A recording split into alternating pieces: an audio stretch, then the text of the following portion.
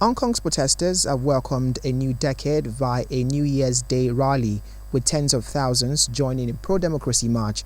Though the gathering was largely peaceful, violence broke out in some areas and police fired tear gas.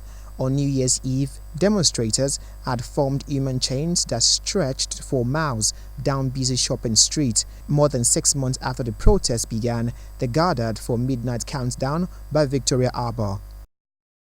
Bushfires have killed at least 8 people in southeastern Australia since Monday, while 2 others remain unaccounted for. The latest fires, which raced towards the coast this week, have also destroyed more than 200 homes.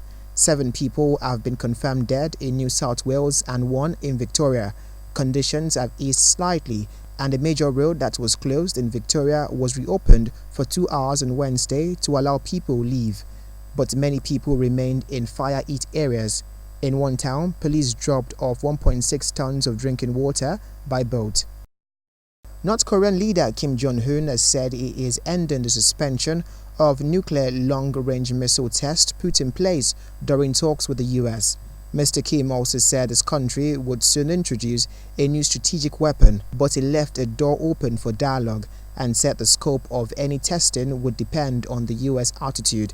The momentum of the past few years have stalled as Washington refuses to lift sanctions until Pyongyang fully abandons its nuclear program.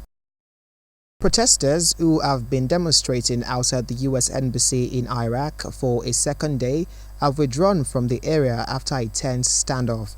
On Tuesday, the embassy was attacked by a crowd angered by US airstrikes targeting an Iraq-backed militia.